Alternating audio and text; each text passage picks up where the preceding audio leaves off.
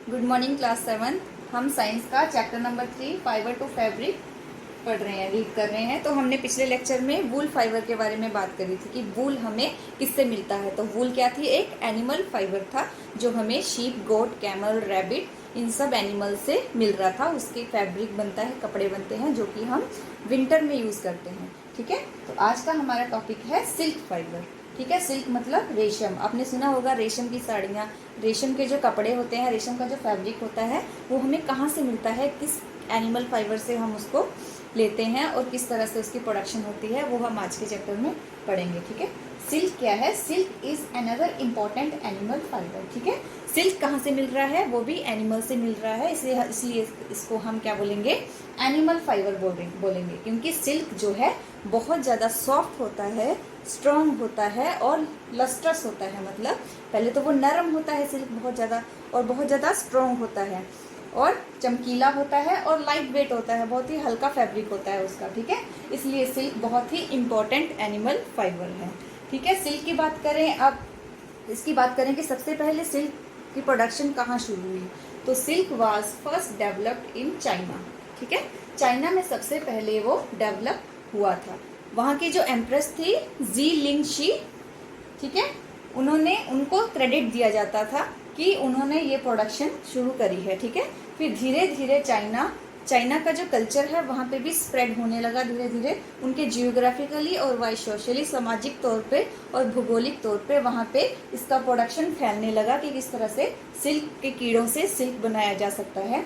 धीरे धीरे वो सारे वर्ल्ड में फेमस हो गया। फिर सिल्क प्रोडक्शन सब जगह शुरू हो गई। ठीक है, अब सिल्क की बात करते हैं कि एक टर्म आती है सेरिकल्चर। सेरिकल्चर होता क्या है? सिल्क फाइबर कहाँ से ऑब्टेन होता है? कोकून ऑफ सिल्क मोथ, या उसको सिल्क वॉर्म भी बोलेंगे। सिल्क मोथ का मतलब, मोथ मतलब पतंगा, जो कीड़ा होता है ना, सिल्क वॉर्म बोलेंगे रेशम के कीड़े को। ठीक है, तो सिल्क फाइबर हमें कहाँ से ऑब्टेन होता है, कहाँ से मिलता है? फ्रॉम द कोकून, मतलब जो कीड़े होते हैं वो एक बोल कोकून बनाते हैं जिसमें कि रेशम के फाइबर होता है, उसको कलेक्ट करते हैं जिससे कि हमें सिल्क फाइबर मिलता है। ठीक है, तो द रेयरिंग का मतलब होता है पालन पोषण करना, एंड मैनेजमेंट मतलब किसी चीज़ को प्रबंध करना कि उसको किस तरह से पालना है, कौन से टेम्परेचर पे रखना है, क्या खिलाना है, वो सब मैनेजमेंट में आता है। तो इन रेशम के कीड़ों को किस तरह से उनका पालन पोषण करना है, किस तरह से उनका प्रबंध करना है, खाने पीने बाकी सारे मैनेजमेंट, क्योंकि हमें क्या मिलता है उनसे? सिल्क मिल रही है। तो जो rearing and the management of the silk worm from obtaining the silk is called sericulture. तो इस प्रोसेस को हम क्या बोलते हैं? सेरिकल्चर। तो ये तो बात आ गई कि सेरिकल्चर बोलते किसको हैं। तो silk fibre is obtain from the cocoon of the silk moth. ठीक है, सिल्क मोथ जो पतंगा होता है उसके कोकून से हमें सिल्क फाइबर मिलता है। और जो rearing and the management of silk worm for obtaining the silk is called sericulture. ठीक है, अब नेक्स्ट बात करते हैं हम life cycle of silk moth. जो सिल्क का जो पतंगा होता है, सिल्क का जो कीड़ा होता है, रेशम का कीड़ा, उसकी लाइफ साइकिल किस तरह से चलती है? तो उसके मेनली 4 डिस्टिंक्ट स्टेजेस होते हैं। 4 डिस्टिंक्ट स्टेजेस जो कहाँ से शुरू होते हैं? एग से शुरू होते हैं और एडल्ट मोथ बनने तक 4 डिस्टिंक्ट स्टेजेस होते हैं। नंबर 1 एग, नंबर 2 कैटरपिलर या उसे लार्वा भी बोलते हैं, नंबर 3 प्यूपा और नंबर 4 एडल्ट। ठीक है, तो इसमें क्या होता है, जो एग होते हैं, जो फीमेल सिल्क मोथ होती है वो क्या देती है? शहतूत के पत्तों पे एग देती है। ठीक है, अंडे देती है, बहुत सारे टीनी छोटे छोटे अंडे देती है। तो उनको 25 डिग्री सेल्सियस पे इंक्यूबेट किया जाता है, मतलब 25 डिग्री टेम्परेचर पे वो अंडे अच्छे से हैचिंग प्रोसेस में आते हैं। मतलब हमें उससे अच्छा वाला प्रोडक्ट, गुड प्रोडक्ट वाले एग हैच होते हैं, मतलब उसमें जो रेशम के कीड़े निकलते हैं वो गुड क्वालिटी के होते हैं। ठीक है, फिर उसको इंक्यूबेशन के बाद हम इस लाइफ साइकिल को हम ऐसे समझते हैं, ये है life cycle of silk moth. Silk का जो कीड़ा होता है वो किस तरह से उसकी लाइफ साइकिल चलती है। तो सबसे पहले जो फीमेल सिल्क मोथ होती है वो छोटे छोटे अंडे देती है। ठीक है, छोटे छोटे अंडे को हम 25 डिग्री सेल्सियस पे इंक्यूबेट करते हैं। ठीक है, उसके बाद वो हैच होके, जब ये अंडे हैच हो जाते हैं, मतलब अंडों में से छोटे छोटे कीड़े बाहर आ जाते हैं, तो वो क्रॉल आउट, मतलब क्रॉल करते हुए पत्तों पे आ जाते हैं। तो ये किस पेड़ के पत्ते होते हैं? ये होते हैं मलबेरी लीव्स होते हैं, जिनको हम शहतूत का पेड़ बोलते हैं। शहतूत आपको पता होगा। तो जो ये सिल्क मोथ होता है ये शहतूत के पत्तों को खाता है, ठीक है। तो ये क्रॉल करके शहतूत के पत्तों पे आ जाते हैं। तो इनको हम क्या बोलते हैं? लार्वा या कैटरपिलर बोलते हैं, ठीक है। तो ये लार्वा और कैटरपिलर जो है ये क्या खाते हैं? इनिशियल स्टेज पे ये शहतूत के पत्तों को खा के धीरे धीरे बड़े होते हैं। तो नरम नरम ये शहतूत के पत्ते खाते हैं। तो ये प्रोसेस, ये स्टेज जो है लगभग 27 डेज तक ये शहतूत के पत्तों को खा के डेवलप होते जाते हैं, ठीक है। और जब थोड़े टाइम के बाद ये शहतूत के पत्ते खाना, आफ्टर 27 डेज 28 डेज के बाद ये शहतूत के पत्ते खाना बंद कर देते हैं, ठीक है। और किस काम में लग जाते हैं? एक कोकून बनाने के इसमें लग जाते हैं। Starting the spinning of cocoons. Cocoons आपको बताया था कि एक छोटे छोटे बॉल्स बनाना शुरू कर देते हैं। ये शहतूत के पत्ते खाना बंद कर देंगे। 27 डेज तक ये शहतूत के पत्ते खाते रहते हैं। उसके बाद ये अचानक से पत्ते खाना बंद कर देते हैं और एक कोकून्स बोलते हैं जिनको, उसको बुनना, स्पिनिंग करना शुरू कर देते हैं, ठीक है। उसके बाद स्पिनिंग करने के बाद वो एक जो इसकी शहतूत की जो लीव्स होती हैं, टहनियां होती हैं उस पेड़ की, उस पे लटक जाते हैं, क्लिम्ब अप हो जाते हैं और ये कोकून्स इस तरह से, ठीक है, स्पिनिंग करना शुरू हो जाते हैं। तो इस स्टेज को बोलते हैं हम प्यूपा, ठीक है। क्या बोलेंगे इस स्टेज को? प्यूपा।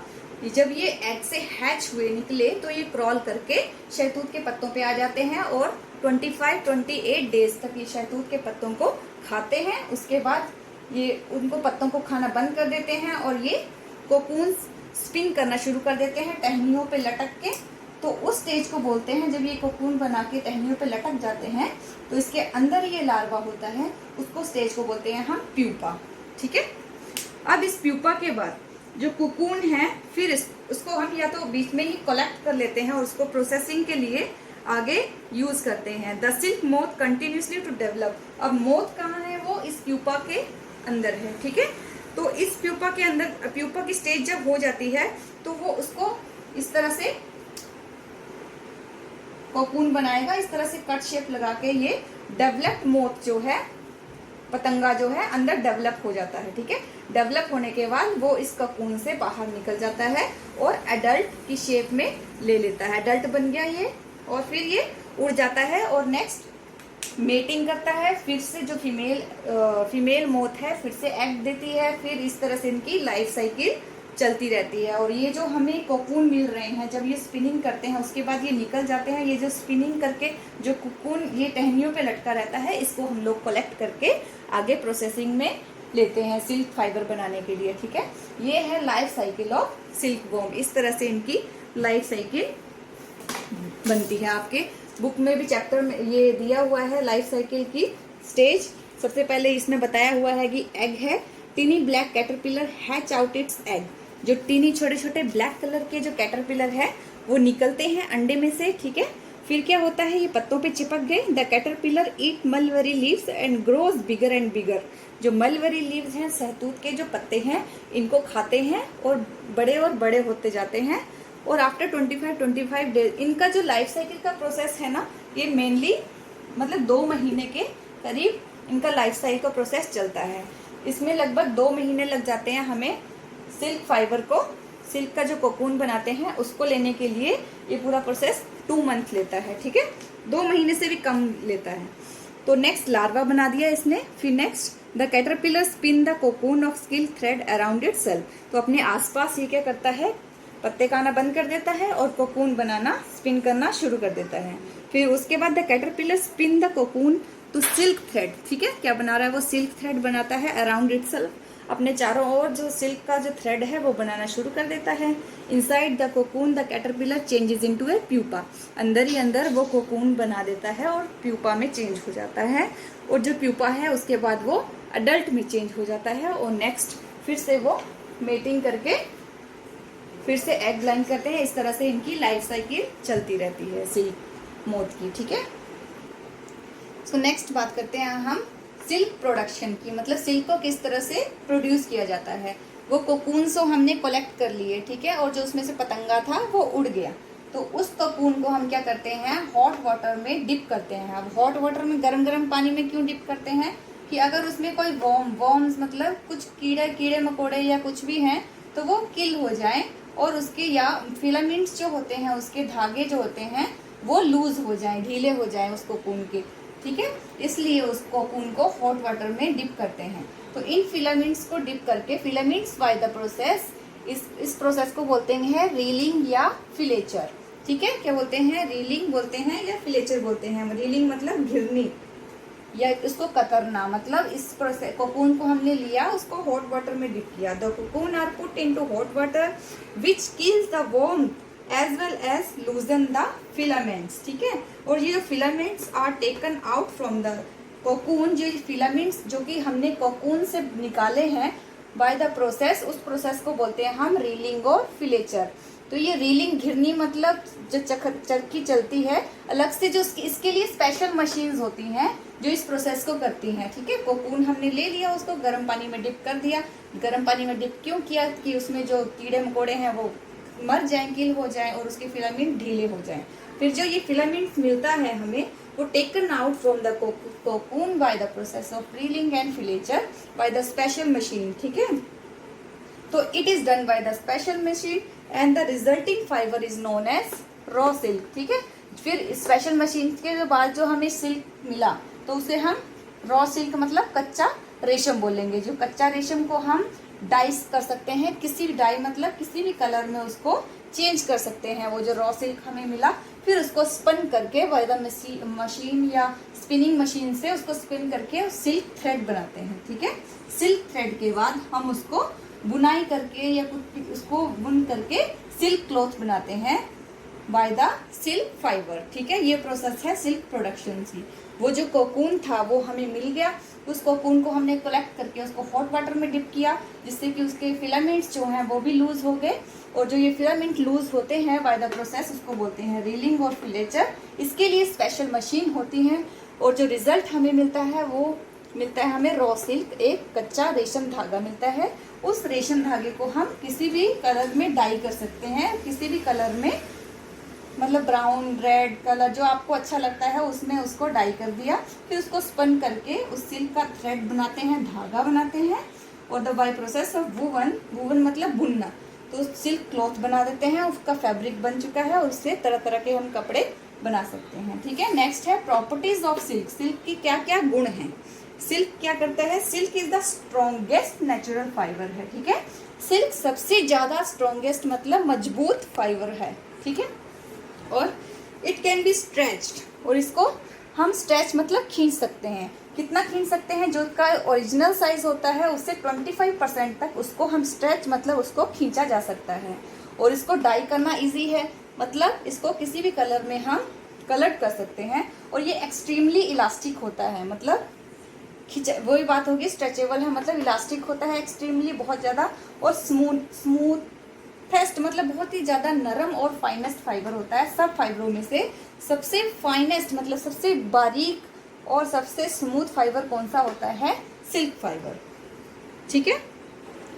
नेक्स्ट हम बात करते हैं वेराइटीज ऑफ सिल्क की। किस किस तरह की वैरायटी होती है रेशम की। तो डिफरेंट तरह की वैरायटी होती है जो कि उसकी क्वालिटी और उसके टेक्सचर पे डिपेंड करती है कि किस तरह की क्वालिटी की आपको सिल्क चाहिए और किस तरह का उसका टेक्सचर चाहिए, ठीक है। तो difference are due to the different variety of silk moth. तो जो मोथ जो पतंगे होते हैं सिल्क के, उनकी वैरायटी पे भी डिपेंड करता है कि किस तरह की सिल्क वो प्रोड्यूस कर रहे हैं, ठीक है। द कॉमन वैरायटीज जो होती हैं सिल्क की, वो होती है मलबरी सिल्क, जो कि शहतूत के पत्तों को खा के जो मोथ सिल्क बनाते हैं वो होती है मलबरी सिल्क। मलबरी मतलब शहतूत सिल्क, जो शहतूत के पत्तों को खा के जो सिल्क बनाई जाती है उनको बोलेंगे मलबरी सिल्क। ये कॉमन सिल्क है जिनको हम मार्केट में इजीली मिल सकता है इस तरह के फैब्रिक का कपड़ा, ठीक है। सेकंड होती है टेसार सिल्क, थर्ड होती है मुगा सिल्क, फोर्थ होती है कोसा सिल्क। तो ये सिल्क की वैरायटीज है कि आपको किस तरह की सिल्क चाहिए, किस तरह की सिल्क की साड़ी या किस तरह सिल्क का फैब्रिक चाहिए। तो ये 4 तरह की वैरायटीज कॉमनली आपको मार्केट में मिल जाती है, ठीक है। ये बात हो गई वैरायटीज की। अब हम लास्ट बात करेंगे health hazards of silk industry.